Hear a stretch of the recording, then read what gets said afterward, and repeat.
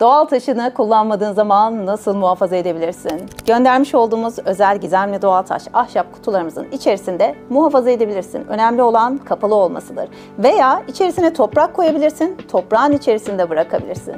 Diğer bir seçenek ise komodinde yatağının başucunda bulundurabilirsin. Çünkü o alan sadece sana özeldir. Burada en önemli nokta doğal taşın asla ortalıkta kalmamalı ki ortamın enerjisini toplaması. Daha fazla doğal taş bilgisi için sayfamı takipte kal.